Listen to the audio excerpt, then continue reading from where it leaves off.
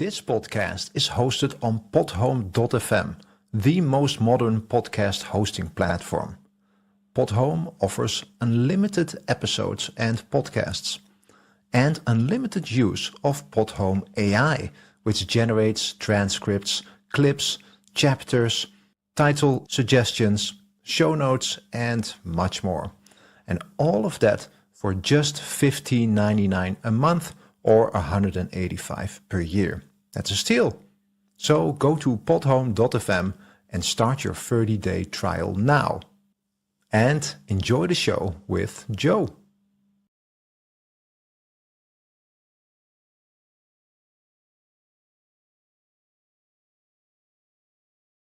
The Joe Rooz Show. The show where we talk about anything and everything. Where nothing is sacred, nothing is watered down, and nothing is PC. All righty. Hey, folks, this is Joe Rooz, and it is great to be with you once again, transmitting live at the Asylum, and, of course, as always, doing the very best we can to bring you the best quality talk radio we could muster without all the bluster. Welcome to the Joe Rooz Show. All right, guys. Well, we have something really, really good for you tonight. I've been looking forward to this for a while, to be honest with you. This is a guy that pops up on my pod match, even though I have him pinned. He keeps popping up every week, at least once a week. It's like the pod match gods are telling us, you guys need to have a conversation, so take him off the pin and get started. So tonight what we're going to do is we're going to sit down with broadcaster and Toward Anarchy host Michael Storm. We're going to be talking about freedom, authority, economics, media, pop culture, and why so many people today seem to distrust institutions and systems, and who knows what else. Michael comes from a very anti-establishment perspective, but you know what? It's not about slogans or shouting matches. It's about exploring ideas, asking questions, having more of a long-form conversation that you really don't get too much of anymore. But, of course, as always, before we get into it, how about we take care of some of the housekeeping that we always seem to have to do. So, folks, if you would, please head over to our website, joerooz.com. That's joerooz.com. And when you get over there, please make sure you look for that contact form. We redesigned the website, so it looks fantastic, so please make sure you check it out. Contact form is still in the same place, though. It's in the upper right-hand pancake there. Just open that thing up, open up the web form, send us over a message. Let us know whatever's on your heart, whatever's on your mind. Any questions, comments, cares, concerns, complaints. Shouldn't be any complaints, but if you have one, you can send it there. Maybe you have a suggestion for a guest or a particular topic you'd like us to discuss on the show. Let us know. We would love to hear from you guys. Now, if you're anything like me, you hate using web forms, and mostly because of that stupid CAPTCHA thing. So if you don't want to use the web form, that's why we have an email address. You can always email me directly at info@joerooz.com. That's info@joerooz.com. And here's a great idea, too. You can always use the comment section down below there on Rumble. Or if you're still, for whatever reason, still on YouTube, you could leave a comment there.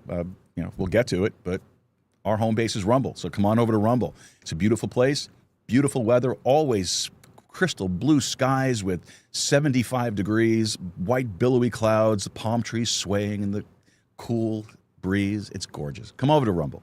Rumble's a great place, free speech platform for you. We already have 2 strikes on YouTube, nothing on Rumble. We're not going to take the sensitivity training that YouTube wants us to take to don't do that again, don't talk about that again. We're not going to do that. So when we get our 3rd strike, which might be after this show, we're going to be sticking with Rumble. That's it. Not coming back to YouTube. So if you're on YouTube following us, come over to Rumble. All right, rumble.com/JoeRooz. All right, also, don't forget that this is a live show, weeknights, 7 p.m. Central Time, 8 p.m. Eastern, and also we have our Sunday show live as well, Sunday afternoon, 2 p.m. Central Time, 3 p.m. Eastern. Make sure you check that out as well. The show is, of course, streaming live across all of the modern Podcast 2.0 platforms like Podhome and Podcast Guru, Fountain.fm, True Fans, not only fans, True Fans. It's all right there for you, streaming live. And, of course, you can listen on our website as well. So plenty of places to catch the show. And also, more importantly than any of all of that, is you got to remember to mess with the algorithm. The algorithm is incredibly important, okay? You do that by hitting that like button, subscribing to the show, following the show, sharing the show with your friends, your family, your followers across your social media platform. Piss somebody off. Tag them in one of our show links, and they'll love it. I'll keep popping up in their stream for who knows how long, and you never know. I might get actually somebody following along. All right. So plenty of ways to do this, plenty of ways to have fun with it, and so please make use of it. Remember, like, subscribe, share the show, friends, family, followers. All right. Now, tonight's show is brought to you by Podmatch. Podmatch, Tinder for podcasters, basically. The algorithm, it's all the algorithm. Host puts together a profile, the guest puts together a profile, the algorithm puts them together, and you get to match or pass. Tinder for podcasters. All right. But the great thing about Podmatch is that most podcast hosts and guests spend hours doing research, connections, coordinating interviews, working on administrative tasks, while really only spending about 10% of their time on what really matters, and that's bringing you impactful podcasts. Podmatch enables podcast guests and hosts to reclaim that time through automations and streamlined processes so that they can focus on creating content that really serves the listeners. Now, you can find out more about Podmatch by heading over to our site on Podmatch, podmatch.com/member/Joe. That's our profile. And you know what? You might find out something on that profile page you like, and you might sign up. And if you sign up, you might be a guest on our show, and that'd be a lot of fun. So check it out, podmatch.com/member/Joe. That's podmatch.com/member/Joe. All right. Now, I wish I had a drum roll sound effect. I got to get one of those. But tonight's guest is Michael Storm, a longtime radio host, television professional, activist, and host of the podcast Toward Anarchy. Michael spends decades studying economics, law, political systems, and human behavior, and he's built a platform around one central idea that authority itself may be more illusion than necessity. We're going to be talking about anarchism, Austrian economics, police accountability, pop culture, comic books, communication, Bitcoin, and why so many people feel politically homeless right now. Michael, welcome to the show, my friend. Joe, thank you so much for inviting me. I truly appreciate it, and I love this. I love what we're doing here, and this is just all old school radio to me. This is what I've been doing my entire life, and this whole podcast form thing, things like Podmatch, and that's where we ended up meeting, and I love it. I just love it. It's great, isn't it? You know, I've been doing the line I used at the beginning of the show. Best quality talk radio we can muster without all the bluster.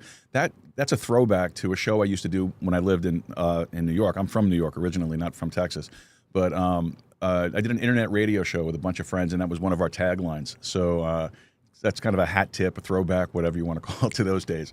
But it was a lot of fun, and we had a great show too. It was a lot of fun. It was three of us. I was the conservative voice. My friend Jay was the liberal voice, and then we had another Joe who was actually the studio owner, whose deal was, if you want to use the studio for free, I got to be on your show. And I was like, oh, that's great, fine, come on board. And he was the libertarian voice, and so we would have this pretty balanced argument throughout the day. But it wasn't like a serious thing. We weren't shouting at each other. We did, but it was.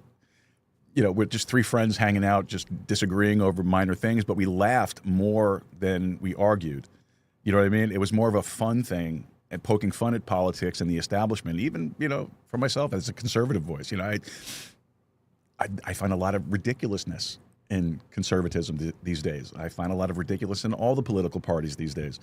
And so that's what our show is about. So that's where that came from. So I love the long form radio style. To me, that's great. And this isn't a knock on podcasts at all, because I'm a podcaster. You're a podcaster, right? So it's not a knock on podcaster. But sometimes some of these shows sound so overproduced that it's like listening to NPR. Who wants that? No, it's really terrible, and it's not getting any better with the sort of AI slop that's coming along. That's so much of it now. If you and God forbid you're doing the Reels or the YouTube or something like that, and you accidentally click on one of these pieces of garbage that is just as AI generated nonsense. That's all that'll show up in your, you were talking about the feed. That's all that'll show up in your feed for a while. And that's when you definitely got to figure out how to break the algorithm to get in there and throw a wrench in the works.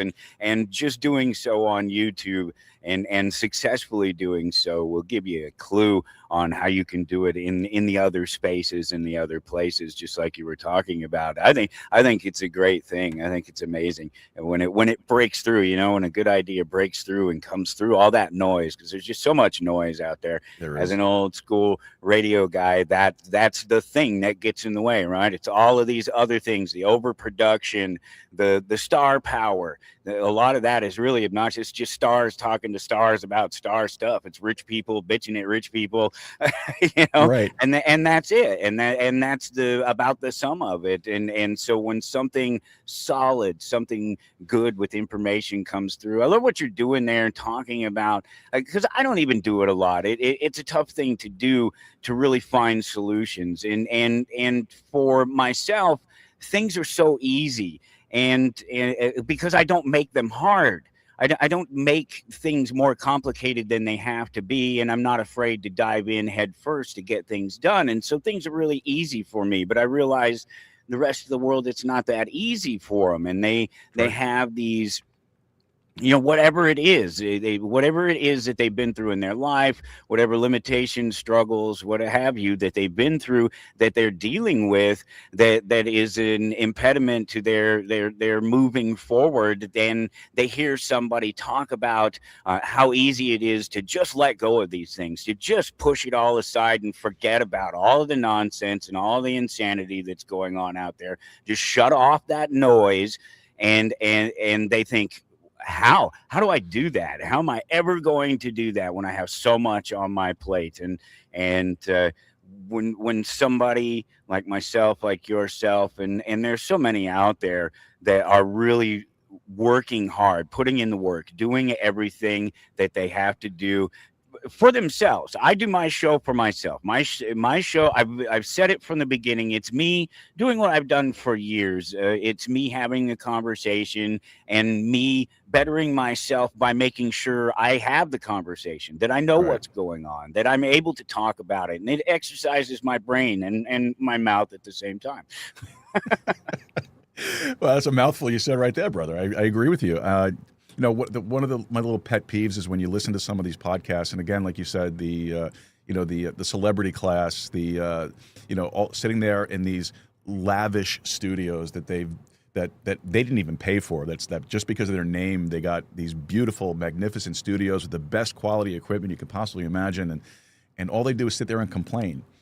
That drives me crazy. It really does. And it's like, I don't want to listen to that. I want to actually have somebody on the show that I can sit down and have a conversation with and learn something from. I make it a point to try to learn something from every guest that I've had, and it's tough to do, right? Because you have to want to. You have to want to be in the conversation and you have to want to listen. You have to want to understand. And there are so many barriers to that. And that's exactly what I'm talking about. The noise. That's what it is. That's what interrupts the communication cycle. Anything, noise between anything, any thought, any idea, any external, real, actual noise, problems with the equipment, the distractions in the background that somebody's looking at instead of paying attention to what I'm saying. Here, reading my hat, whatever they're doing. These are all noise. Exactly. These are all distractions. They can all take away from the conversation. So the less of them that you can present and put into your presentation, the better off you are in sort of getting the message out there. And we already have this thing where if somebody sees or hears something, it just happened to me at the comic book store the other day.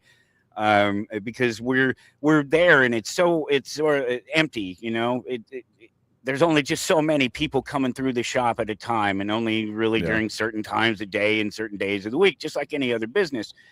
And so there's a lot of downtime. And so we get the YouTube on the background or something like that. And a show like this will come up, or somebody like the Charlie Kirk will come across the screen back there, and there'll be some short or something, or some conversation. Joe Rogan having a conversation, whatever it is that I happen to just be listening. It could be Animaniacs or Pinky in the Brain or something like that, but it could just as easily be Joe Rogan. And somebody was in the store the other day, and this is actually somebody that's a longtime customer and somebody that's pretty cool, generally speaking. Wrote a Google review and gave us a 1-star review because he didn't like that there was a third-party conversation that was happening. He in the background, didn't have anything to do with the store. Wasn't anybody even in our store having a conversation. It was just on in the background. He was offended by it, and gave us a 1-star review over that. Instead of the business, and instead of there being something wrong with the business, it was his politics, it was his opinion that was offended, and therefore he had to go and attack me on the internet and attack my business.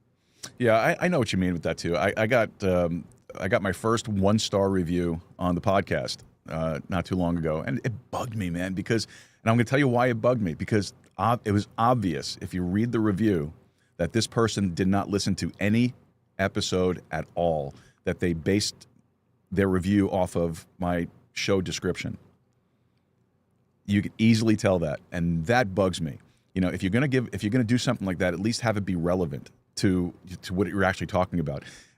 A third-party conversation should not get you a 1-star review on something that your business really does kind of depend on for traffic, right? So to me, that's just petty nonsense. That's just somebody out there looking for something to nitpick on, and that drives you crazy. Same thing like with this 1-star review that I got with the show. It drove me crazy for days. Now, I'm not bitter about it, kind of, but I'm not bitter, and I don't appreciate it, but at least be honest about it. So this I don't know. I just don't know. I had something I was going to say. I know exactly what you're talking about, and I have no idea what my reviews are. I've never actually gone and looked at any of them on the show because I just don't care. I really don't care. I've always been very upfront about that. Look, I'm here doing this for myself. I'm talking to people I want to talk to. I'm talking about the things I want to talk about. If you get something out of it, you get something out. If you don't, turn the radio station. I'm not afraid of that. I'm not afraid to compete, and I've done it, and I've done it over the years. And I've even at times when I was doing the live show on RBN for Toward Anarchy on Sunday afternoons, I was directly competing with Alex Jones. And while I was competing and there's this gap of competition level, I was still there. I was still one of those people that, right. Some of his listeners were listening to me instead, that kind of thing. And so I'm happy to let the conversation be what wins the listenership out of it. But I love like Podmatch. You mentioned Podmatch. I've been a fan. I've been on it for a while now. And only recently actually signed up for where I'll, full disclosure to people who listen sometimes I can get paid to interview people. Mm-hmm. It can happen. Yeah, it's great. But it's because of Podmatch, and it's not going out of my way to sort of find anything that I couldn't find anywhere else, but the community. There's a big thing about the community, right? All these people are vetted, and we're all sort of working together on the same team, and we're all wanting the same result. Even if we don't have the same conversations, even if we don't agree with each other, we're all still working in the same space together and trying to share the ideas and get them out there. Exactly. And it's not even about the competition. It's just exactly it's the free exchange of ideas, which is incredibly important, especially in our society, in our culture. I 20 minutes in already, and I haven't asked you a question yet. So what we're going to probably end up having to do is you're going to have to come back, and we're going to have another show, and maybe do some more stuff down the road here. But so let's get into why we're here today. So you spent decades in radio and broadcasting. How did a media guy end up becoming the principled anarchist? I've always been that guy. that was the thing. I was the principled anarchist who ended up becoming a media guy. It's really the other way around. I'm the same person I've been since I was probably 12 years old, and that's not a age regression thing or something like. It's not arrested development. It's not. It's just that my view of the world and my understanding of things hasn't changed really since I was a child. I always believed that everybody had the right to be who they are and to do what they want to do, as long as they're not harming other people, taking things from other people that they don't willingly want to give. And that really sums up being an anarchist. So I've always been that way. And I was lucky, though. I had a mentor. I had somebody who was involved with anarchists in the formation of the Libertarian Party, the actual Libertarian Party. Early on, I met him when I was 10 years old, something like that. So I've always known about the Federal Reserve. I've always known about Austrian economics. And that's not to say that I've ever done any particular deep dive into any of that stuff. Literally, the only economics book I've ever read is right there on my wall, Economics in One Lesson by Henry Hazlitt. That's it. It's the only thing I've ever read, but I get it. And I got it when I was 10. That's the thing. So this was early on for you. This wasn't even like you said, a progression. This is just something that you grew up with. And what was the family like? Was politically, were they more conservative, liberal, libertarian? Where were they? Working class, blue collar. Didn't talk about voting. Didn't talk about politics. That wasn't a thing. Well, did working inside media actually make you more skeptical? Oh yeah, instantly. Yeah, the entire process of it, because the entire process of media communications, particularly terrestrial communications, is governed by the FCC. And so the manipulations and controls over the language and the content and the things that you can do are immediately apparent to somebody who's been in I don't know, real me. I don't know what that is. Traditional media. There you go. There's a legacy media. Word. We could say legacy media. Legacy media, yeah, that works. The dead guys or dying guys, they're over there. Okay. They didn't do what I did. They didn't embrace technology. They didn't understand it. That's the thing about it. All my the podcast, everything I do, website, all of it's all me. It's all me, all 100% me. It's all from the ground up. I run my own RSS feed. I run my own website. I just submit it to all of these different places where you find me at every day. So you can't cancel me. That's one of the beautiful things. That's the important thing, because we learned a very valuable lesson about that, especially over the COVID period, where people were getting canceled left and right, hosts, radio shows, everything, and really wasn't much of a fallback you can go to. And I think that during that period of time is when people started exploring the idea of, well, I want to manage my own RSS feeds. I'm going to separate myself from all the the legacy media backgrounds, with the Amazon, with the AWS servers and things like that, where they can just unplug you and you just disappear like you never existed. It's incredibly important to be independent in that way, and that's what I try to do that too myself. I mean, I use Podhome as my distribution site, but I know that guy very well. And he's a great friend of mine, and he does great work with that thing. And he is very committed to your independence as somebody, as a podcaster, as a streamer, whatever you want to call it. And so he's a great guy, and something you could take a look at if you're interested in something like that. But as a backup, maybe, I don't know. But he's fantastic, and I don't have the technical expertise to manage my own RSS yet. Don't. But I'm getting there. I'm working on it. I am working on it. And like you, it's really not that complicated. If you can read language in between symbols, then you can figure out how to manage your own RSS feed. It's a little more complicated than that. But yeah, it's not something that if you want it, you can't do it. The whole point of it was to make it simple, to decentralize it, to make it so that anybody could do it. And it's funny because I was talking to somebody the other day, because I'm starting I have a new domain name that I want to ultimately be an umbrella for. It's just a station. It's just you can go there and you can select, oh, I want to listen to Toward Anarchy, or I want to listen to Joe Rooz show, whatever it is, and it just takes you to that feed and starts playing that feed through the player in the website. That's it. And I was talking to people and asking them about it, and I asked them about their RSS feed, and I said, "Do you have an RSS feed? And do you have do you have your own feed? Do you control your own feed?" And they're like, "No, no, I don't have one of those anymore. I had one of those in 1998 or something like that." And I said, "Wow, you jumped on the bandwagon way back then, and you're still not using it now, because I don't know if you know this or not, but Spotify, iTunes, all of that stuff, the Apple Podcasts, it's all fed by RSS feed." Yep, so. Exactly. And then, but I think Spotify, they have their own, and you can use yours.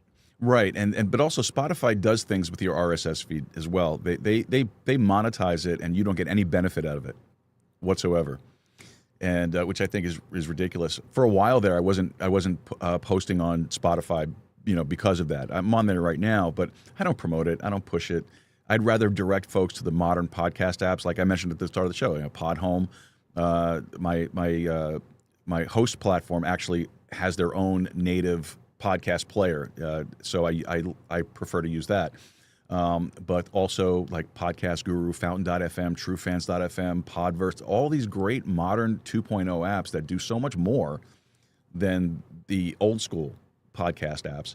And they're also part of the podcasting 2.0 ecosystem, which is hooked up to the value for value systems. It's great, and it's all the stuff that put together by Adam Curry, and as they call him, the Pod Father. So it's a great system, and I actually prefer people to go to those platforms than to do the older stuff, the Apple Podcasts and whatnot. Unfortunately, though, Apple Podcasts, Amazon Music, Spotify, they have that grip on. Unless you're on those things, you're not going to get found or seen, or it's going to be so much harder to get discovered. Well, if you're trying to reach somebody other than somebody that's looking for you, you might want to try to be on those other platforms. It really amazes me that people in our circles, people that are truth seekers, truth tellers, what have you, wanting to have the conversation, will bow out of the places where the conversation is being had. I get it. It's tough there. And you don't have to draw people there. There's already people there. There are millions and millions of people there all around the world that, if you're not there, then you have no chance of reaching them. So it's a weird self-limiting thing that people that I get the idea behind wanting to support wholeheartedly the endeavors of, for one thing, individuals and people building parallel systems like these, but it's another to completely give up the fight where all these other people, running from X to truth, or what's the liberal one, Blue Sky. Blue Sky. That's it. Yeah, I haven't even done it. I haven't either. I can't. Well, they won't let me. I'm not a leftist anarchist. So they won't let me. I already immediately when they started doing it, I went and no, it's not going to happen. There's no way. I would get no traction. It would be nothing but a hate fest. It would be like they claim it is against them when they're browsing around on X or whatever. I don't know. It just wouldn't be good. It's obvious that it wouldn't be good.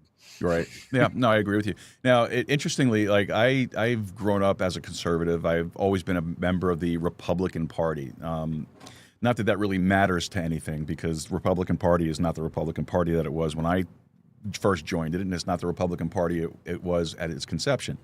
But as I've gotten older, I like to get poetic. So the elder I wax. I've realized that I have a lot more libertarian leanings than I do the traditional conservative leanings, and that's why I kind of use the term conservatarian, in most of my descriptions, because I am conservative on several things, but again, I lean libertarian on a lot of things. So I am very much for extremely limited government. The federal government should have absolutely no say in anything that I say or do individually. They should only be responsible for providing for a common defense and to regulate trade, commerce. That's it. Other than that, they do not need to know how much water's in my toilet. They do not need to know, how fast I'm driving on the road. They do not need to know anything about me. So that's kind of the direction that I've started going these days. And I say these days, I'm talking over the last several years. It's been a progressing change in my political views. Registered Republican, yeah, I guess in a way. Here in Texas, you don't have to declare political affiliation, so that's great. But when I lived in New York, I had to, and so I had, in order to vote, I had to have a political party that I was attached to, and I wasn't up on libertarianism at that time. I wasn't sure, and because a lot of the libertarians that came around were lunatics, in some way, shape, or form. There was just something not quite right there. So you kind of got boxed into, A or B. You didn't have much of a choice. But with anarchists and anarchism, when people hear that, when they hear anarchy, they picture chaos, in the streets. What do you think people fundamentally misunderstand about that word or that philosophy? That's it. It's always been misrepresented. Because I'll give you a great place to start. If somebody wants to know about what everybody is pointed at and called anarchists over the last 400 years, whatever it is, you just do an internet search and go out there and look at who is pointing the finger at who and calling whom an anarchist, and who is adopting the label of anarchist and what their actions actually are in regard to the state that currently exists and what state they would want, be an actual state configuration or what state of being, either way, they would want in the absence of that particular state. And you'll find that most of the people that have been called anarchists, certainly by the state, are just other politically motivated peoples. They don't like the current system and would just happily install one of their own. Whereas myself, I'm a real anarchist, I guess.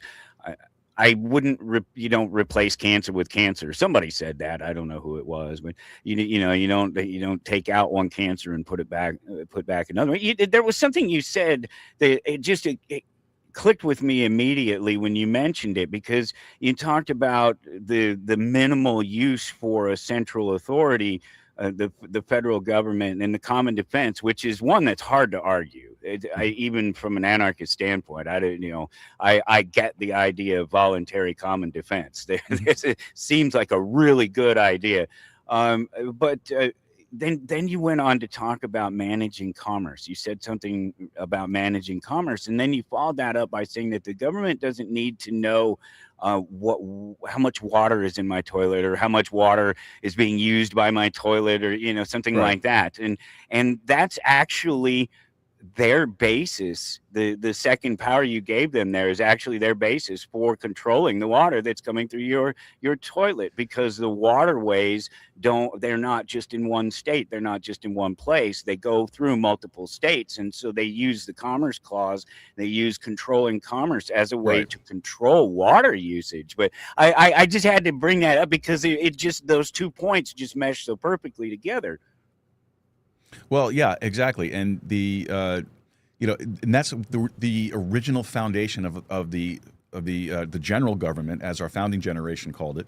And that was basically the core of it: common defense and to regulate interstate trade or intrastate trade. Well, so they're not taking advantage of each other. That the states aren't taking advantage of each other and doing and trading. Making themselves more important than they would be in any other circumstance by controlling otherwise goods crossing borders and things like that. And that seems like a good idea until you get to where we are at this point in reality, where they've used just about everything: drug trade, immigration, whatever, and all of these different excuses and put them under the Commerce Clause. Well, you're conducting business. And it's interesting because you then know that our judicial system, the big judicial system, the Supreme Court, is there for a very limited number of things. It's there to protect our rights and then it's there to sort of argue, settle the arguments between states, Right. and between people in states, and between people in different states. And that's the crossing the lines and crossing the borders, and just giving a space. This is all reasonable within the anarchist ideology, because you have to have some third party place to go and try to resolve disputes. And if you're going to have even a loose confederation of states and ideologies together, you have to have some place. The problem is when you give it power to dictate over those states what it is they can and can't, instead of it be our entire justice system is an adversarial justice system. It is adversarial to us.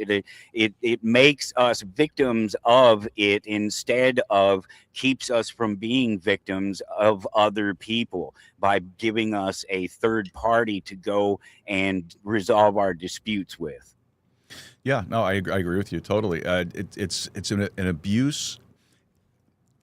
If our founding generation could see the monstrosity that's been created today, or exists today, that has been created over the last 249, almost 50 years, I don't think they would even recognize this system of government that they established. I think they were incredibly intelligent men. I think they were incredibly prescient. I think they saw things coming down the road that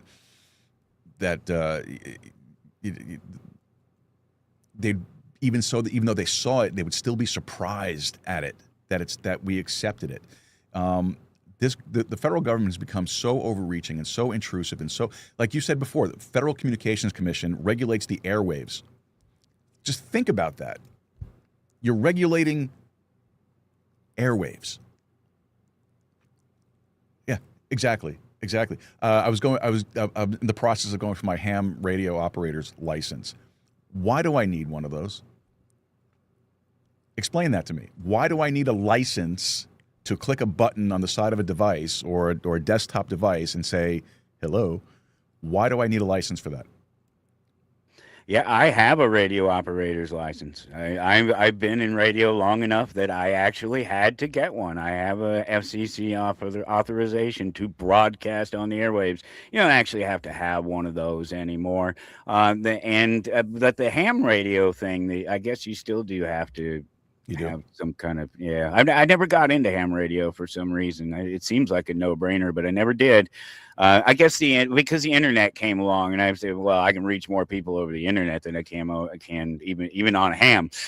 Yeah. Well, I'm not looking into it for the purpose of like the show. Oh, yeah, no, it's a hobby thing, right? It's cool. There's cool equipment and. Oh yeah, for sure. I'm a tech guy. I love that stuff. I like playing with new things, but I'm doing it more in the fact, more on the basis of, when everything comes crashing down, I'll still be able to communicate. Yeah. Will you need the license for that? Yeah, well, that's the fun part. Yeah, exactly. That's the strange dichotomy in the whole thing.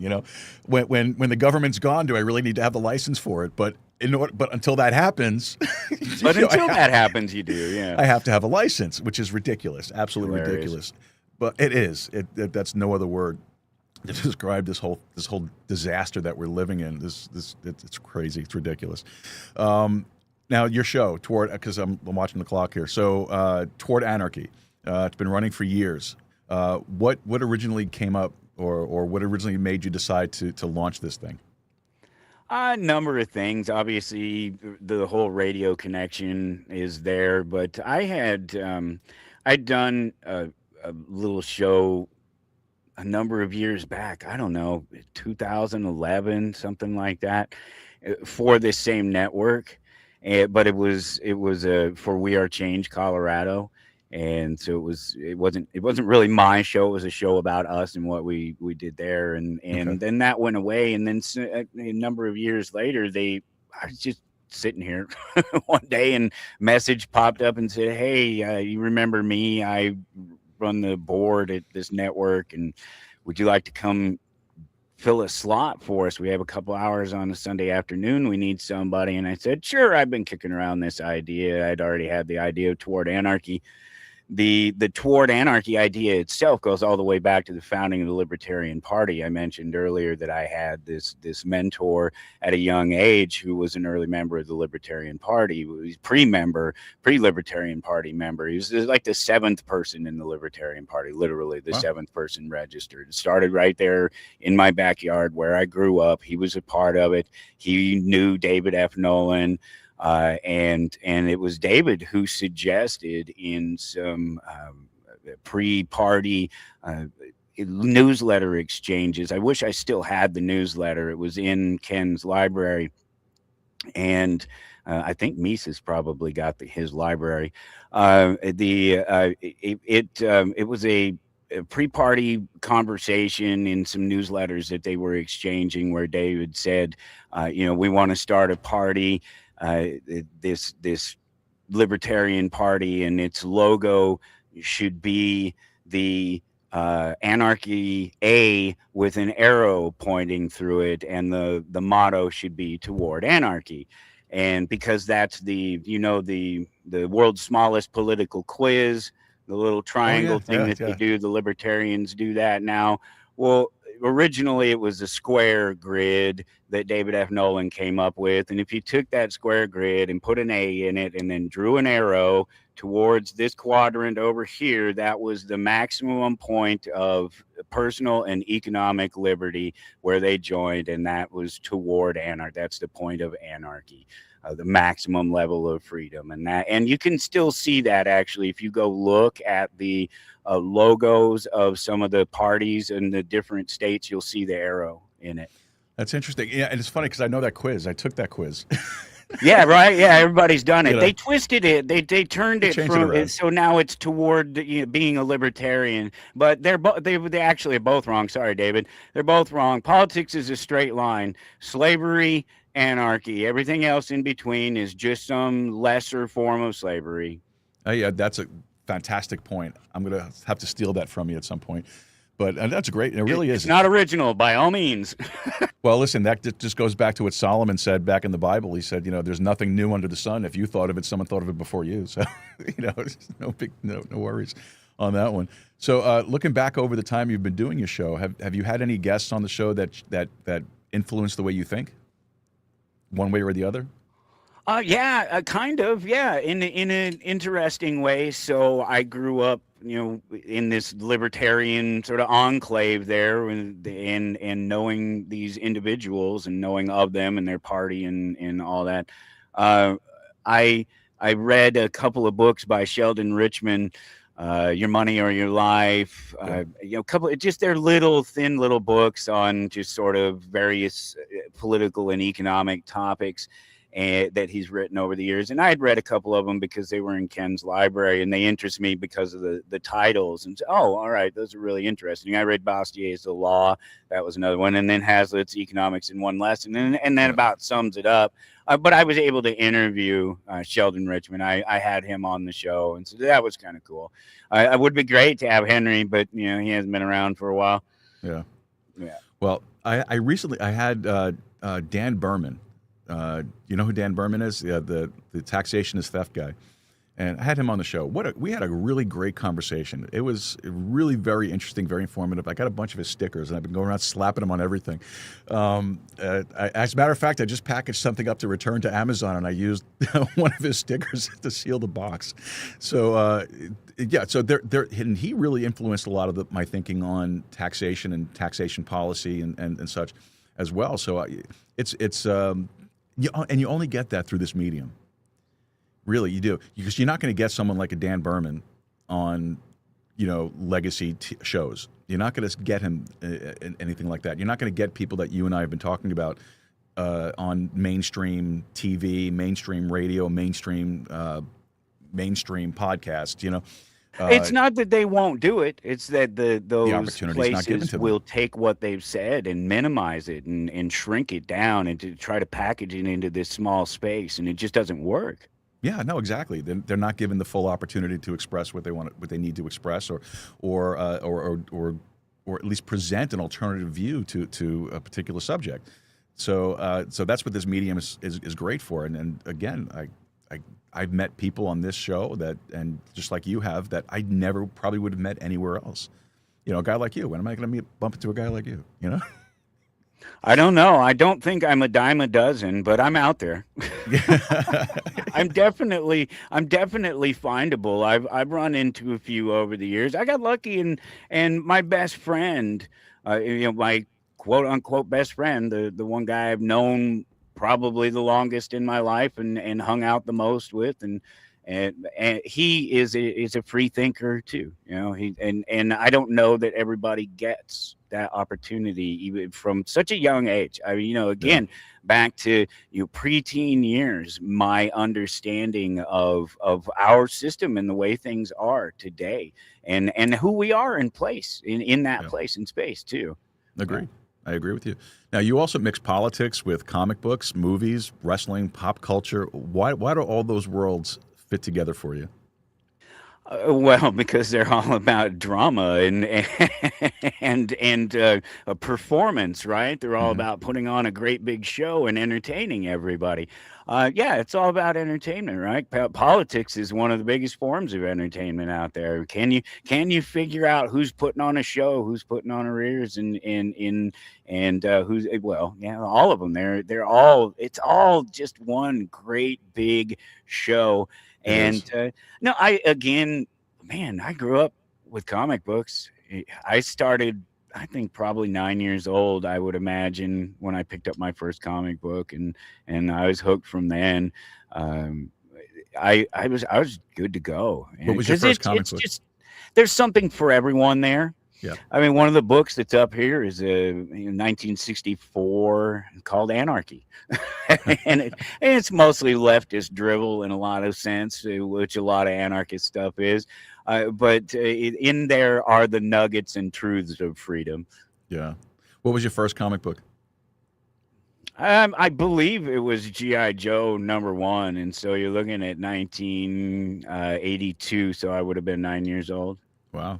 Now, I one of my favorite things growing up was going to the comic book store. I used to go every Saturday. Me and my friends, we would walk. I grew up in Brooklyn, so everything was walking.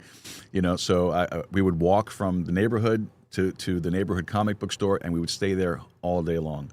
And it was great. I look back at that, and it's like I miss that. And back then, I don't know, maybe it's different now, but back then, the comic book stores were packed.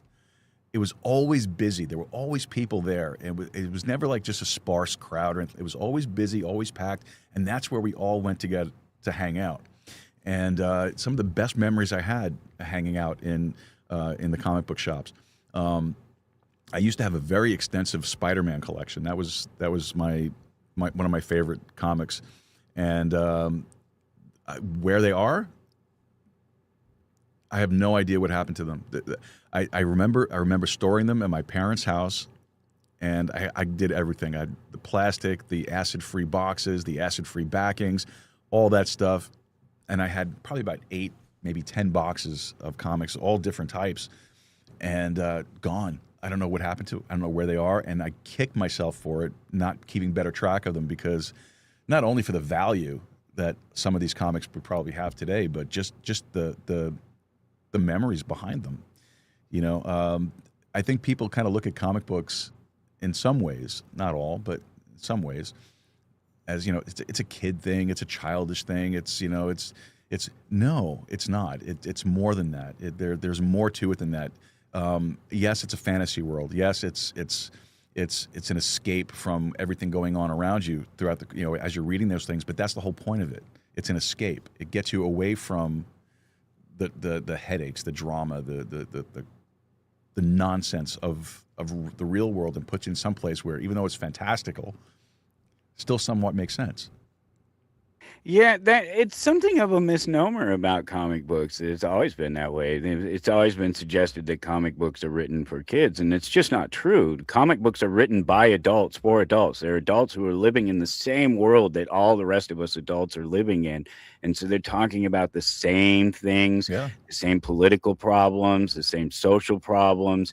If that whole idea that comic books are for kids is a long past notion that some people still get caught up in. It's a weird thing because it doesn't even make any sense. Yes, there are comic books that are written for kids, but I mean, the language in comic books is a far more complicated language than what we use for general speak. The average person would have a hard time reading a comic book because they have a hard time reading a street sign because they've been publicly educated.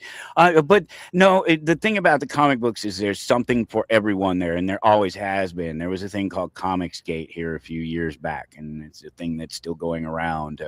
And ultimately the claim is by certain crowds that it's not an inclusive space, and that the gaming space is not an inclusive space, and it's just a lie. It's a total lie. It's a total lie by losers who just have to force themselves onto people and into situations where they could have just invited themselves and sat down. I mean, nobody would have said a word as long as they didn't start telling us, well, yeah, you have to call me Jim because Stacy's my dead name or whatever it is, and said you got to call me he, she, or what, just some nonsense being forced on you that you can't even know. You're right. You're just supposed to know automatically. Well, that guy, girl, what goes by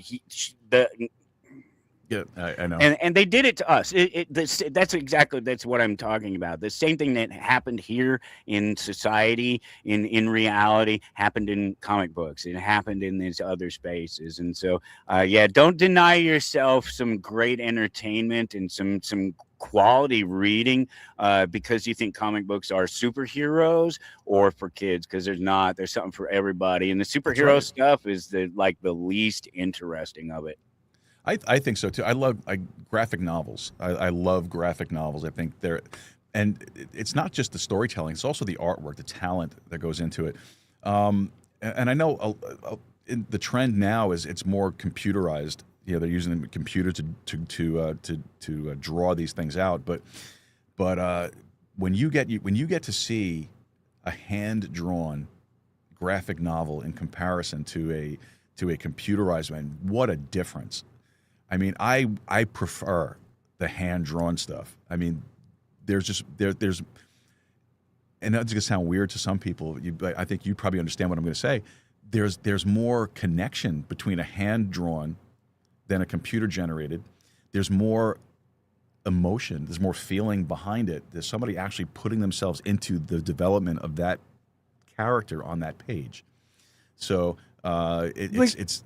Yeah, let me give you an example on that, because there's Alex Ross art and there's David Nakayama art. Both of them fantastic artists. One of them is an artist that brushes and pencils and all kinds of weird different things to do whatever it is he can to make it look the way he wants to look. And the other guy uses a computer and draws with a mouse and colors. Both amazing art, but Alex Ross, so much better, so much higher level, so much more emotion in the art and in the characters. And it's just looking at their faces. The biggest problem with a David Nakayama, because of the fact that he uses a digital platform to do his art, they look a lot alike. Mm-hmm. They look a lot alike, and right. You can just switch uniforms on characters and it becomes a different character, and that's kind of bad. That's kind of annoying. It works for him. He does it. It's great. People love his art, and it is nice art, but you can tell there's no human connection there, and it's a disconnect. It's a weird disconnect because he's still there. He's still drawing. He's still just using tools, but it's computer tools, and it just does. It's not the same as a pencil on paper, as ink on paper, and paint on canvas. No, you're right. Absolutely right. And I totally agree with you. And I'm kind of bummed out because we're out of time. I wanted to get into Bitcoin with you. I wanted to get into or not just Bitcoin itself, but cryptos itself. And I want to get into music. I know you're a musician as well, drummer, right? Ah, there you go. I saw you flipping the sticks. Yeah. No, I was rocking out to your intro music there. I was having fun. I was trying to decide which one I was going to use today. I wasn't sure. I have several that I use. So But you seem like the one for that one, so that's why we used it. But no, and I would be happy to come back and chat anytime. Enjoying the conversation. I know there's only just so much time that we can do. I have to go open the comic book store myself. That's where I'm supposed to be at this moment. But my business partner came in and opened it up, and so no biggie. All right. Well, I appreciate you having me on. No, this was great, man. I really definitely want to do some more stuff with you down the road. So absolutely let's communicate outside of this and stay in touch. And I got some ideas already. So fantastic. All right. Last two questions for you. What is one belief you held strongly 10 years ago that you've changed your mind on? Oh man, I usually don't. I usually don't think about the questions or what somebody might ask me like that, and so that's one of those ones where I'm thinking, man, of all the times somebody sends me questions in advance, that would be one to think about, because it's really hard to say again, because I'm still really the same person I've been since I was a preteen. I haven't had to change my mind about things because my mind's been in the right space, and so it's really hard for me to. I don't know, man. I may have to get back to you on that one. That's something I might have to sit down and actually give myself a little bit of a heartfelt conversation with myself is there something, can I even change trust me, I make myself go back and look at things, evidence, ideas, and question myself all the time. So it's bound to have happened, but I just don't know off the top of my head not something big like revelation, Yeah. I got you. All right, last one then. Who is someone that you respect right now, and what are they doing that inspires you? Man, there's a lot of people. Mostly just people, normal people. The guys like myself, that are we're not playing the game anymore. We're not wasting our time and effort on all this external stuff. We're concentrating on home. We're worried about family. We're worried about business and community, and living our lives. I'm praising the average guy who isn't falling for it, man. That's my hero right now. And I'm not even joking. That's not a cop out, because I could point to, Thomas Massey sounds great. Rand Paul sounds great. I've always loved Ron Paul, but 30 years in Congress didn't change a damn thing. I know, and that's why I firmly believe that you should be in and out 8 years tops max. Yeah, get in, get out, go back to life. Yeah, exactly. All right, so Michael, where can folks go to find out more about you and about your work, sir? TowardAnarchy.com, and that is the home for everything. From there, you can get to all the social media. You can get to me. You can send me an email directly. You can reach out to the network that I'm on. You can listen to the network. It's all there at TowardAnarchy.com. I'm at Toward Anarchy anywhere else. If it's not at Toward Anarchy, it's not me. Are we following each other yet on? Well, while you were doing all your intro and everything, I ran through and clicked on all the things to make sure I'm following you on Rumble and all that stuff. So I'll look for you in all the other spaces too. Outstanding, and I'll do the same for you, my brother. Awesome. And I really appreciate the conversation. This was fantastic. Anytime you want to come back on, let's work on things together. Like I said, and you know what? I don't say that flippantly either. I'm not one of those guys that say, "Oh, let's do something later on," and you never hear from me again. No, I love it. I've met so many great people across Podmatch and in this space, man. I love it. It's truly great. I've made good friends. Same here. And I'm going to nag you until we get something done. So, all right. Awesome. All right. Michael Storm, thank you so much, man. I really appreciate you. You have a great day, and I will email you all the details shortly after the show tonight. Okay? Sounds great. Thank you, Joe. Right, appreciate you. Thanks, Michael. You take care now. All right. Well, folks, tonight's conversation, I think, was fantastic. This is the kind of conversation that I like to have on this show more and more and more. It's very important to have these conversations, because tonight's conversation wasn't really about whether you agree or disagree with anarchism, libertarianism, government, or a particular ideology. And granted, we didn't get to a lot of the stuff that we wanted to cover. Time is short. But at its core, what this conversation really is about trust in systems, trust in institutions, trust in authority, and ultimately trust in one another. And, maybe that's one of the defining questions that we have to really examine. People are disconnected. Some people want more control. I still can't figure that one out, but some people do. Other people want less. Some want to tear it all down, and others want to reform it. But underneath it all, it's a very human desire to be heard, to live freely, and to understand, and to feel like the rules apply fairly to everybody. Now, whether you agreed with what we talked about tonight or not, hopefully this conversation challenged you a little bit, at least, to think about things on a more deeper level. Ask better questions. Maybe examine a few assumptions, including your own. And that's hard to do sometimes, but it's important that you have to do it. And honestly, we really do need to have more conversations like that. So I hope you got something out of it tonight. I'm looking forward to getting back to Michael at some point down the road here, and got a lot of great things going. All right, shout-outs to our producing team, executive producer Wayne Rankin, Rosanna Rankin, Carolina Jimenez, Marissa Lee, Angela Watuski, and our newest member to the team, John Seeley. Folks, these guys go out of their way to help us put these shows together. Really couldn't do a lot of it without them. All right, they donate their time, their talent, and their treasure to get that done. And you can easily find out more about how you can help out the show by heading over to our website, joerooz.com/support, joerooz.com/support, and take a look at all the different ways. There are one-time donations, there's recurring donations, there you can sign up to be an associate producer, executive producer. All of that stuff is available to you on the website. Take a look at it. And if there is anything that you're able to do and you have the means to do it, we'd appreciate your help and support. All right, I think that should just about do it for us for tonight. Folks, again, thank you for spending the time with us. We appreciate Michael coming on the show. Check out his website. Check out all the stuff that he's putting out there. It's great stuff. All right, folks, really appreciate you being here. Don't forget, make Texas independent again. Go podcasting. Keep a steady stride. And more importantly, folks, keep talking. We will see you next time. Good night, folks.